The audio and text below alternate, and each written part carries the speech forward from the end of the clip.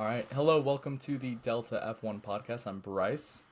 Well, I'm Alan. And this is this is Alan. And today we're going to be talking about some of the most recent news in Formula One, as well as our preseason testing, or preseason rankings, I should say, rather than testing.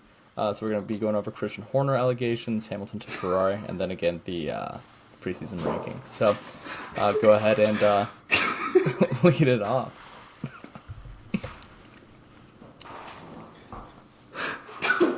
So, okay. I just remembered something. Anyways, yeah, we're super excited to get this started. First episode, and we're super excited for the 2024. I'm actually newer into Formula One as opposed to Bryce. He's been F1 aficionado for, what do you think, 5-10 years? I don't know. Yeah, wow. Longer than me. But I fell in love with it. I think now we're heavily into it and we're super curious on what the season will entail. Yeah. Yeah, and I wouldn't say first things first. I don't think any of us are experts, but we Right. definitely enjoy the sport, and hopefully we can share some Insight. some news, some insight, and maybe share some laughs. I don't know. So We love Formula One and we have a lot of opinions of it, so and we're not afraid to share it. So Right. that's kind of a good starting point. I kind of want to lead this off. I mean, kind of like the elephant in the room. I mean, we don't have any definitive or any information yet, but Christian Horner, he got into a little bit of a heat the last 2 weeks. Again, we don't have anything finalized as opposed to the beginning of the season, so we're still waiting on that. I believe there was a hearing on Friday that nothing came of it. I don't know what they're trying to do as far as hiding it, but I mean, we want to talk about a little bit what's going to entail on Christian Horner and his future as the Formula One Red Bull team principal. What do you think will happen to him? And obviously, we can't go into detail as far as what happened because there's nothing that's been aired. They've been kind of keeping it under the wraps, but apparently, it's inappropriate controlling behavior by a female inappropriate colleague. controlling behavior. What do you think that means from Christian Horner?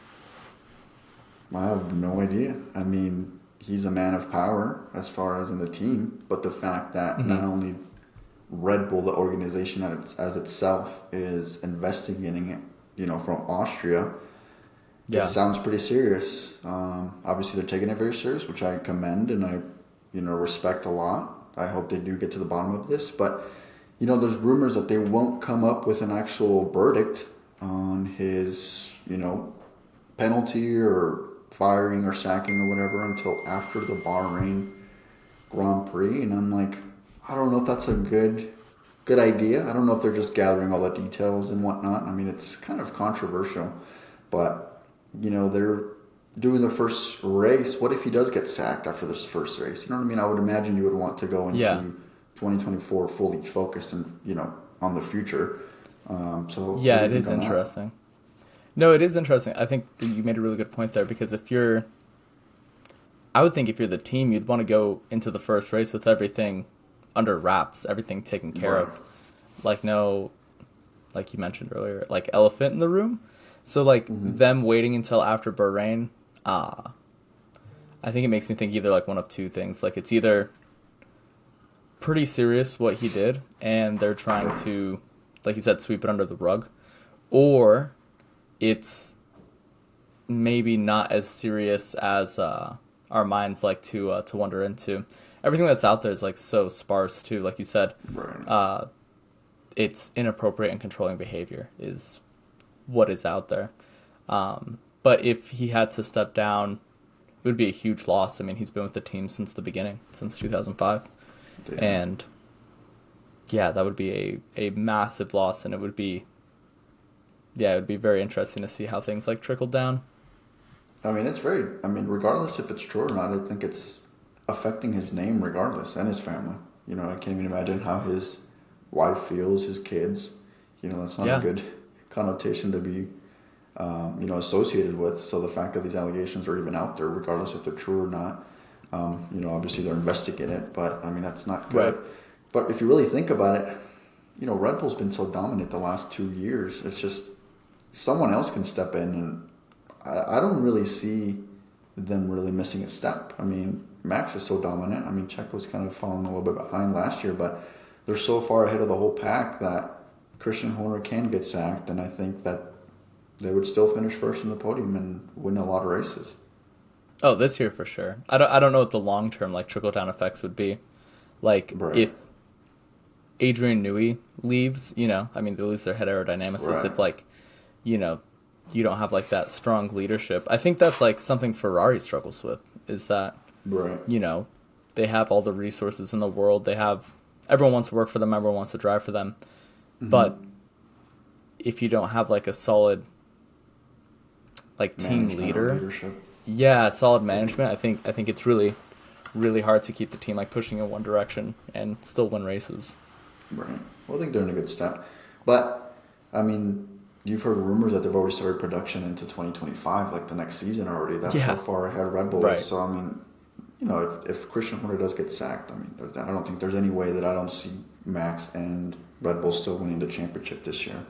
So it's just unfortunate that this is looming for the whole team that they're associated with. So I'm glad they're taking it seriously.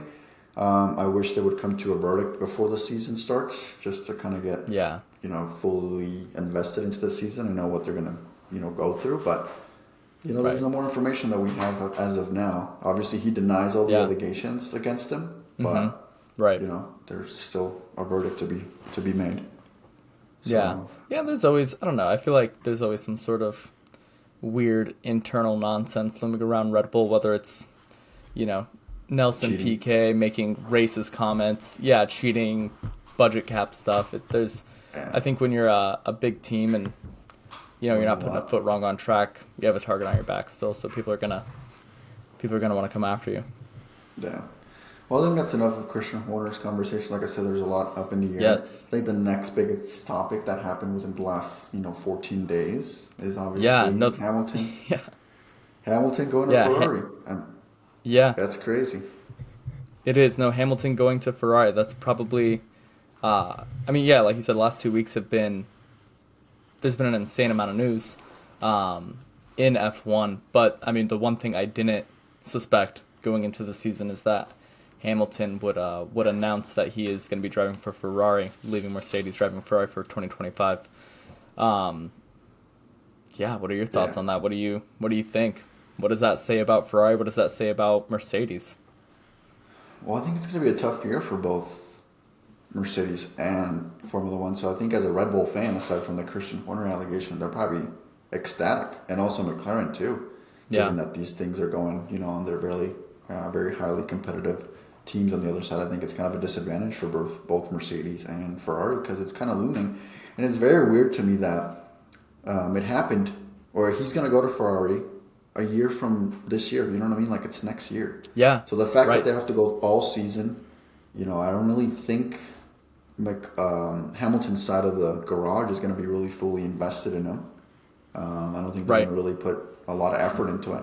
And also Carlos Sainz, I think Carlos Sainz, as far as his mindset, he might not be fully invested into it. It's hard for me to believe that he knew that was coming.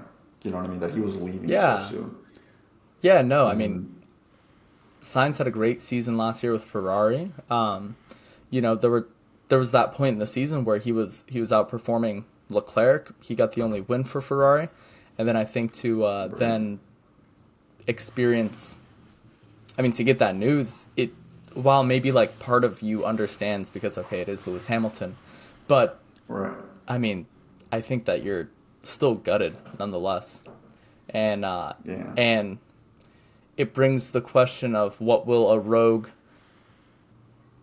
because I feel like rogue Sainz, a rogue Hamilton, I feel like it'll just be gloves off for both two teams essentially, to where it'll be very interesting to see. And one of the things that's going to be interesting is, both teams are going to be very careful with what they share with their drivers.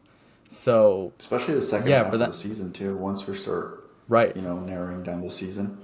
Well, I think I think either Carlos, like you said, he's either going to just drive the wheels off the car, not really care. He has nothing to lose, obviously, because I take that back because he doesn't have a future, confirmed yet as far as his seat next year. I can't see that. I can't see him not having a seat, but obviously, as of right now, he doesn't have a 2025 seat because Lewis is taking his spot. But exactly. it can go both ways. Either he just rides the car, the wheels off, or he is not fully invested. And for me, I don't really know signs. I don't really know what side of this, story he's going to take. I hope he drives his wheels off because I think he does deserve a seat next year. I hope in a very competitive team. Right. I don't think he saw this coming, so I feel bad for him. Another thing, too, that we haven't really talked about, George Russell. I feel like he's got to be super happy about this because obviously that determines that he's the number one driver. You know what I mean? He's taking over Lewis now, especially for this year because he's got a longer contract. Right. Even if whoever replaces him, he's still going to be the number one driver. So he's kind of like in the driver's seat, driver one now, and I feel like he's had a really good career so far. So I would be super excited if I was George. Now being in Mercedes, one of the top teams in history, but ultimately, George Russell, I think will have a good season this year. I think. Yeah. No, I think George Russell will be doing everything he can to get the team to rally behind him, to give him the support going into this season, and especially if it comes down to, I mean, George is very outspoken. Like, you hear it all the time, and he's not gonna like lay down to any ruling that like wouldn't go his way. Right. And so I think now, especially with like that extra leverage, you'll probably see him, possibly fight harder. Like, you saw it in Singapore. He wasn't gonna move out of the way. You saw him many times racing Hamilton to the full extent. And, part of me does think that that's possibly the reason Hamilton is walking away, because it doesn't feel like the team's fully behind him. But then to go to Ferrari, he's definitely not stepping down from a challenge. He's going to be going up against who I think is one of the best drivers on the grid, certainly the best qualifier on the grid, in Charles Leclerc. So it'll be very interesting to see who gets that second Mercedes seat, and as well as just what a Leclerc-Hamilton duo will look like, to see both of them. I'm super in the same excited team. for that. I can't wait for that to start. I mean, obviously the 2024 season's still upon us, but I mean, that's going to be such a huge difference seeing Lewis in red, It just leads me to believe that I think leading up to the season, I think last season, obviously, I think I agree with you. Maybe they were listening to George more on the car, and that maybe potentially led Lewis Hamilton to feel a certain way. And because I mean, you saw him in his interviews; he was very vocal about how bad the car was. So either they're probably leaning more toward George already since last year, so he had a little bad taste in his mouth, or he just kind of saw the preseason testing of what they've done kind of behind the scenes in the UK. Maybe the changes weren't so promising, and he was just like, he doesn't believe in the car as far as a championship leading car, and that maybe led him to believe Ferrari could make him win the 8th World Championship next year or moving forward. But I mean, what do you think Ferrari convinced him to make that change? I mean, do you think there's promising aspects of the future car that inspired Lewis to make the move, or really led him to make the move? Because I mean, that's a big jump. That's a big commitment. Yeah, it's a big jump. Like, it makes you wonder, because Mercedes has had, in the last 10 years, there's been two teams that have won championships. It's Red Bull and it's Mercedes. It's been quite some time since Ferrari has been in championship contention even. I mean, even their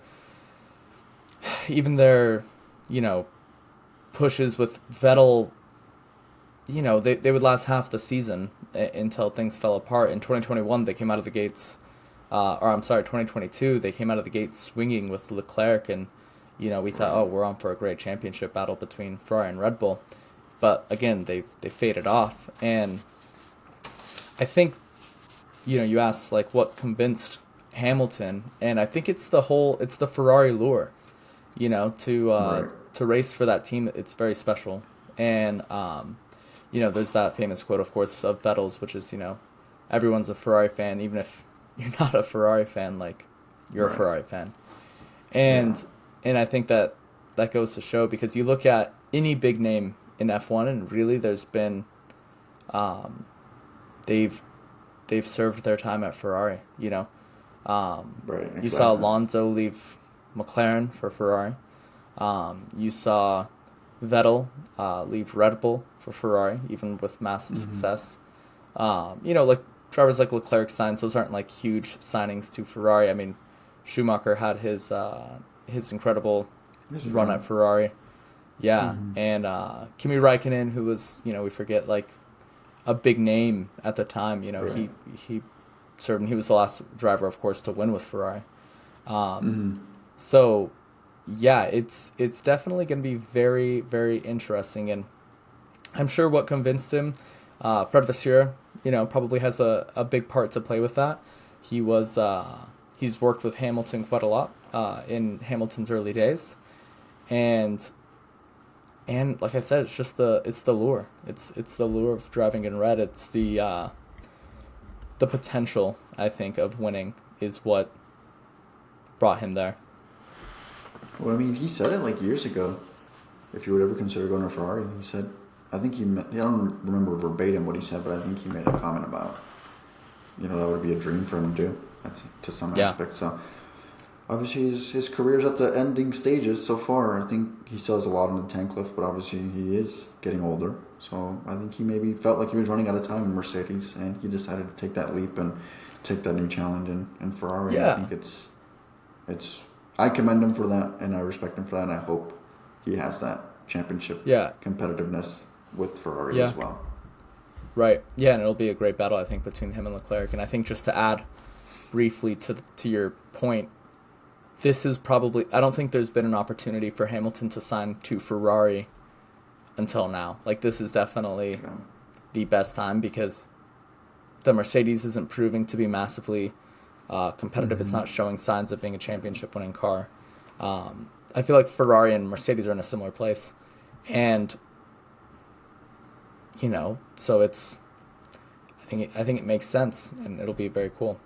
But I think we should, you know, go ahead and move on to the part that I'm probably most excited about, which is our preseason guests, our driver rankings. We can see, I think it'll be funny to look back at the end of the 2024 season and just see how wrong we are. But so I'll let you do first. 20 to 11. 20 to 11. Yeah. So we can go in. Do you want to do like? I go 20, you go 20, 19, 19, 18, 18? Sure. That's fine. All right. You go first. So, starting with my number 20 spot, I don't know if you took a peek, because I did do this in a combined note, but my 20th place is, I think Kevin Magnussen's going to be back a pack. I think he's going to be in 20th. I can see that happening. I don't disagree with that pick. My 20th pick is same as last year, Logan Sargent. I think he is going to improve a little bit, but I think he's still lacking some certain aspects of what he needs to actually compete and be successful with Williams. Albon has been great getting everything out of that car, but Logan, I just haven't seen anything that changed my mind on that, so I have him at 20. Okay. And then number 19, I have Zhou Guanyu. Joe, Again, we're close. I don't have him at 19. I have Magnussen at 19th. I think last year he had a very, bad season on his terms. I think Hülkenberg had a better season than him, so I have Magnussen at 19. Yeah, Hülkenberg definitely had a better season, but it's just I don't have faith in the Haas project anymore. I was thinking about it earlier today, just thinking about going into this, and I have zero faith in that organization as a whole, and I think it's just so interesting. With Gunther gone.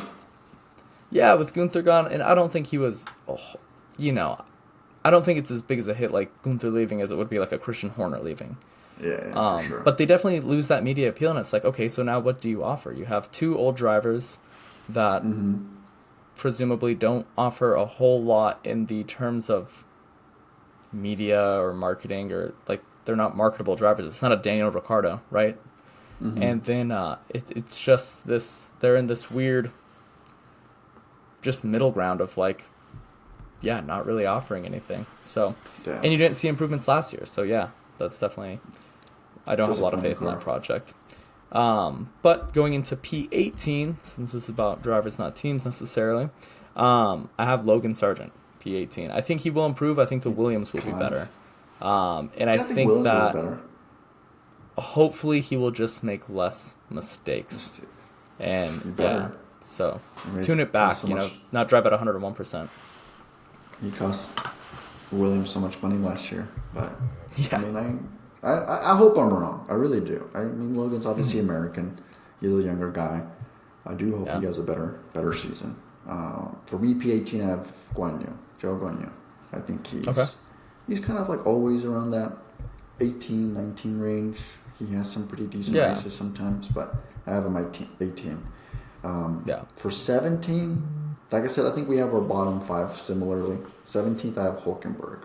I think he has. Yep, I agree. I think he for sure has a better season than Magnussen, but obviously Haas being the car and the organization that there is currently, I just don't see him, getting much out of that car more than 17th, higher than 17th.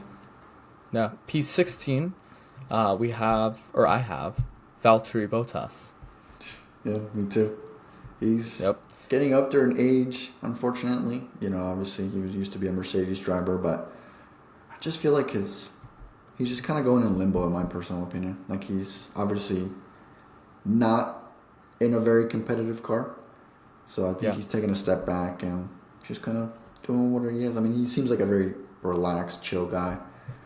So I think he's just letting it be. I don't think he is at the top of his game anymore.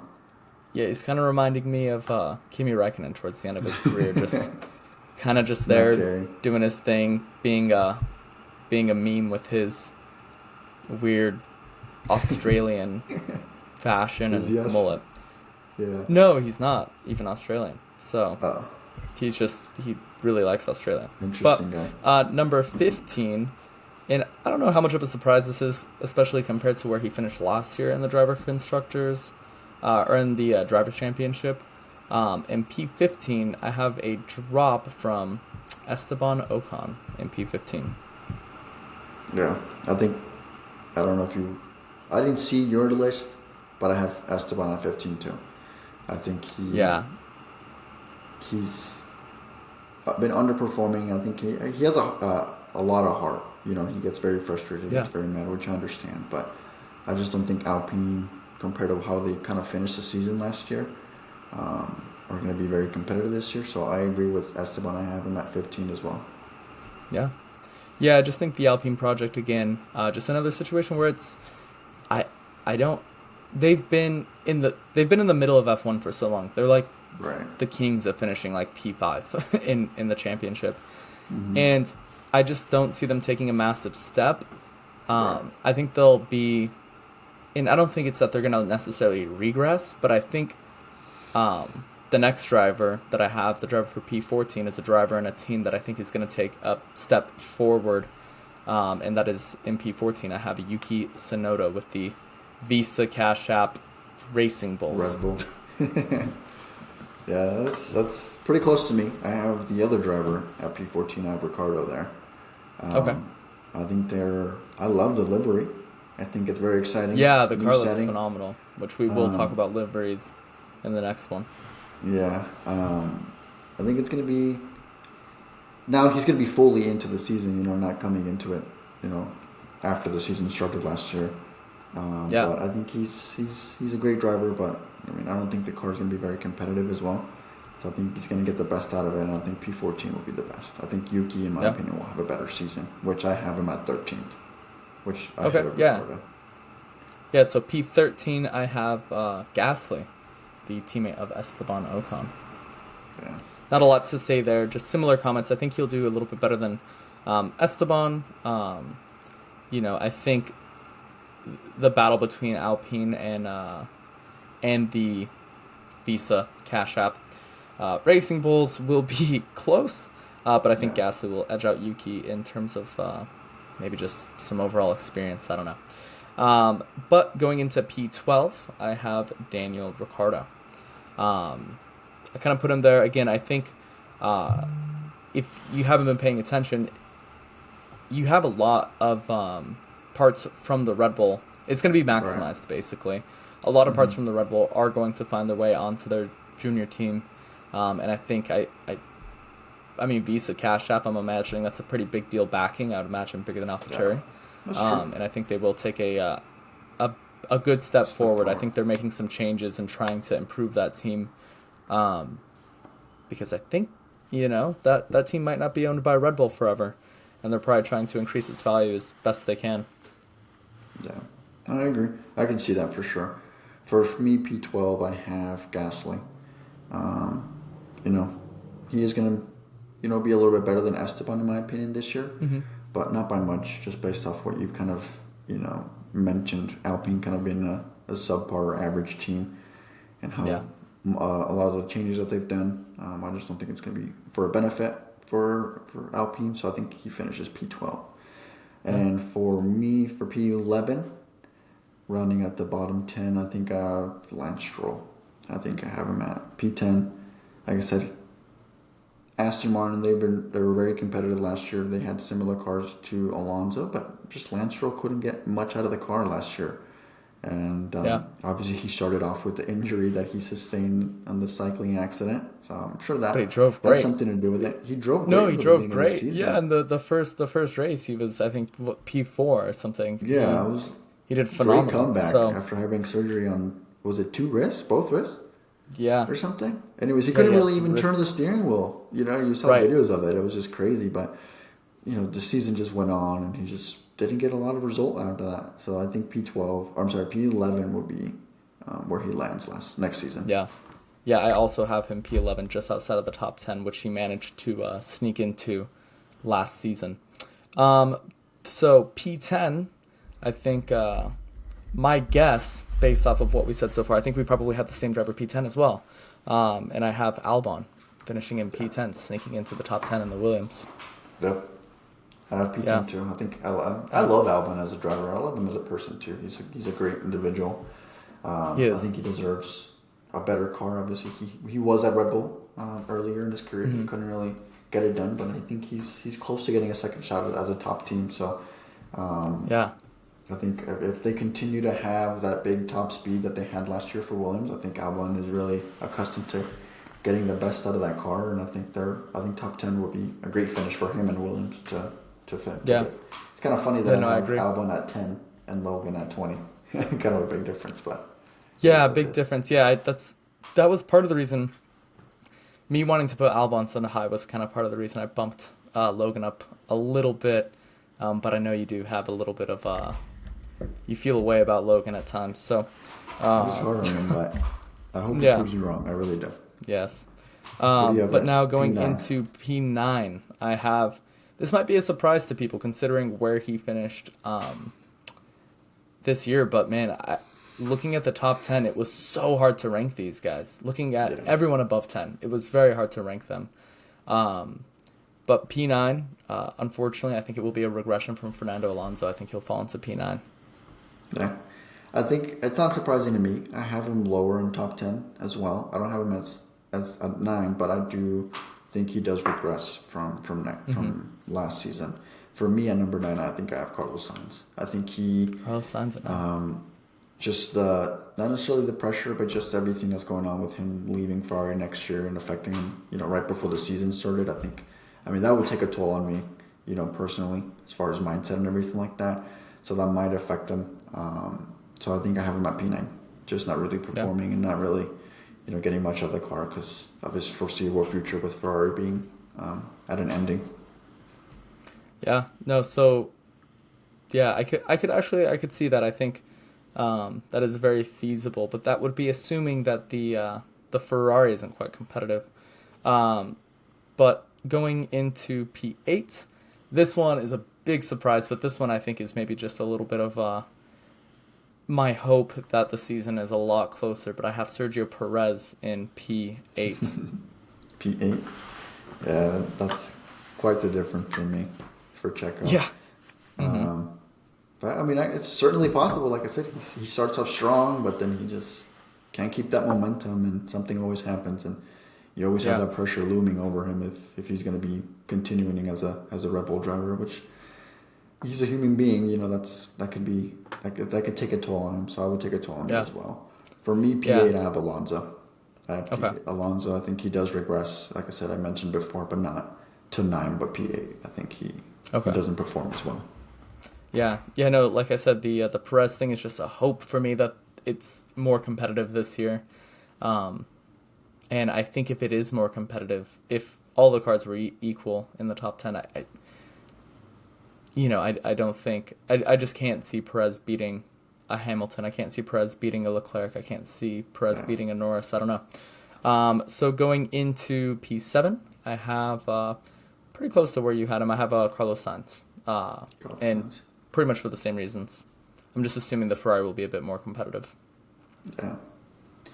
I do think it's going to be competitive, but I just think Alonso, the car is going to be different than Charles because of him leaving. You know what I mean? They're not going to really, in my opinion, obviously share a lot of things because of the team mentality thing, but I think he might struggle. I hope I'm wrong and he just keeps driving the wheels off the car, but I still have him at P9. For me, P7, I have Oscar Piastri. I think McLaren can be very competitive, but last year Norris and Piastri were neck and neck. They had they had a very good surge the second half of the season. That was a great car, so I hope that continues for this year so they can be competitive. But I think they will to a certain extent. But I think Piastri, either with bad luck or just kind of not that much experience, he might get a lesser positioning. And I have him at P7. Yeah, it's easy to forget he was a rookie last year, but he did a phenomenal job. Still, if you look at the driver standings, he was a ways back from Norris, but they did stagger the upgrade packages. So Norris got the car before Piastri. So, Oscar, I believe, was 100 and something points behind Lando Norris. But I don't think that was in fault. Like, I think if you look at qualifying, he was quite close. The race, he fell off a bit. I think rookies tend to fall off in the race just because of managing tires and so on and so forth. Yeah. So my number 6, I have Piastri. So pretty close. Right there with where you had him. Yeah. So for me, given that I'm a big Lewis Hamilton guy, I have him at P6. I think just Hamilton P6. Just with going everything with Ferrari and all that. I think he says that he's in it, but I think mentally, as far as internally, he might just be over the car. He might be frustrated and kind of checked out, like you mentioned. And like I said, I don't really see the team really backing him 100% unless they're just doing it out of respect for being for Mercedes so long. But I don't know. I think that might really play a part. They might separate the garages a little bit as far as drama and everything like that. But I see that affecting him and the team in general, and I have him at P6. For P5, I have George upping him by 1. I do think he finishes at P5 just because of the aspect of Mercedes now looking to favor George a little bit more. But that just leads me to believe that Mercedes is going to be, 5 and 6 kind of result. Like they're not going to be that competitive, unfortunately, compared to Ferrari, Red Bull, and McLaren. No, I also have George in P5. Which, if you haven't noticed, would be behind Hamilton. I think that George can... I don't know. I think he may get a little overzealous, and he hasn't had... Yeah, I don't think... And he just hasn't had the pressure of Hamilton. Hamilton is sat next to Fernando Alonso. He sat next to, Nico Rosberg in 2016. He sat next to... he fought Max in 2021 tooth and nail for a championship. I think if it really comes down to gloves off, I think that Hamilton will beat him. Just beat him. Based off experience. Yeah, just based off of experience and mental toughness. So P4, I have none other than Charles Leclerc. Charles Leclerc at P4? Mm-hmm. I think I respect that. For me, P4, I have Lando. I think Lando finishes P4. Which I love Lando as a driver. He's a great individual. Obviously, he's super skillful. He gets everything out of that car. It's tailored more to him, I think, in my opinion. But I think P4, and I think they're heading into the right direction as far as McLaren, and they have such young drivers. They have capability to be in this fight for super long continuously and, gather that momentum. For me, P3, I know you had him lower in the top 10 rankings, but I have Checo. Mm-hmm. I think he has, obviously he finished P2 last season. I think he just kind of has a similar race. He doesn't do too much, but I don't think he does as many mistakes as last year. Let's put it that way. But I think Red Bull's still, very competitive. They have such a advanced car compared to the rest that I think it'll put him enough at P3. Yeah. Yeah, no, I think that's probably more realistic than where I have him, quite honestly. But again, I'm just hoping for just a closer top 10. I'm hoping for a closer top 10. So in P3, I have Lando Norris. I think, again, he'll consistently, when the points are given on Sunday, I think he'll be able to squeeze a little bit more out of the car just out of experience than, Piastri. And I think that McLaren, based off the trajectory they were on, they seem pretty confident going into the season. I think that McLaren will be fast. I think it'll be very good. Yeah, I agree. Like I said, we have them pretty much the same. I have them at 4, you have them at 3. For me, P2, that only leaves 2 drivers. Leclerc, I have him there. Yes. I think he has a good season. I think Ferrari's going to be competitive this year. I'm hoping that it's not a big landslide of a win. Obviously, we already know who we're going to have at number 1. Mm-hmm. Yeah. Apologies. For me, oh my God. Dude, no idea what happened. You need some water. You're good. Need some water. Anyways, so for me, P2, I'm going to have Lewis Hamilton. I think that Mercedes will still be, across the season, hopefully a consistent car, because that's what they were last year. The Mercedes wasn't super peaky. It was just good everywhere. So I think if they keep building off of that, obviously this year with the being able to make a new chassis, I think that they're able to swap things around, get the car into a better window, and they're not going to be doing that mid-season transition from their zero side pod design to this now half pod kind of thing that they were doing. And I still think kind of what you said. I don't know. I hope in my heart of hearts that that the team can say, okay, listen, we understand you're going to Ferrari, but man, 12 years with us, 8 constructors championships, 6 drivers champion, hopefully that's enough to for them to maybe give him a send off. And again, and I think if it does come to gloves off, I think that he would have the upper hand on Russell for sure. But then P1. Oh, go ahead. No, I was just going on P2. I know you have him at P2. Obviously, that's higher than me as far as where I have Hamilton. I think you're more hopeful. Like I said, I really do would want to see that happen. But the only way I see Hamilton finishing P2, or even in the top 3 per se, he wins a race. I really do. I really hope he wins one last race with Mercedes. But I don't know. We'll have to wait and see on the preseason testing and everything like that. But I have no indication so far that they're going to be that competitive. Like I said, wait and see the preseason and everything like that. But I hope I'm wrong. He does finish P2. I think, again, there is one way of seeing that, like seeing, okay, Hamilton going to Ferrari and announcing it before the season as a sign of, maybe they're not as competitive as we think. But we have not seen any car touch pavement yet, so we don't know. We don't know. We could see, hell, maybe he gets his 8th with Mercedes. Probably not, but, imagine. I would stop watching Formula 1. Oh, no, never mind, because he's going to Ferrari. I'd love to see that too. Right. Obviously, number 1, P1. Bittersweet. We both can agree. Yeah. Obviously, Max Verstappen. Unfortunately, you can't hate the guy anymore, dude. You gotta respect him for everything he's done. He's a robot in the car. He doesn't make any mistakes. He takes care of his tires. He is completely fast. Obviously, he's in the Red Bull, so it's super competitive and above the pack by a landslide. But man, he's unstoppable right now, and he's top form. I don't see him stepping down at all. And we're gonna listen to the Dutch national anthem pretty much every freaking week again. Yep. And we're gonna hear a lot of listen to the Austrian for the Red Bull. Like, it's just gonna be I mean, it's at this point, it's just we pre-saved right now because that's gonna happen this year again. Yeah. Yeah, and I don't. And again, I hope it's not as dominant. I hope it's not 19 wins. I hope it's a little bit closer. I mean, he single-handedly could have won the constructors championship by himself. I know. He had 575 points, which was 290 points ahead of Checo. I mean, wow. He was perfect. He didn't put a foot wrong. The closest thing to it was Singapore. And he broke the most consecutive race wins in a season. Most consecutive race wins. I think most wins in a season. Yeah, for sure.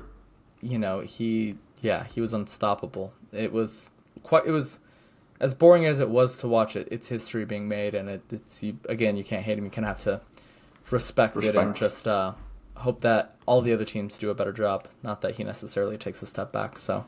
Right. All right. But yeah, so that rounds out the preseason drivers rankings. And the first Delta F1 podcast. Yeah, and it's history.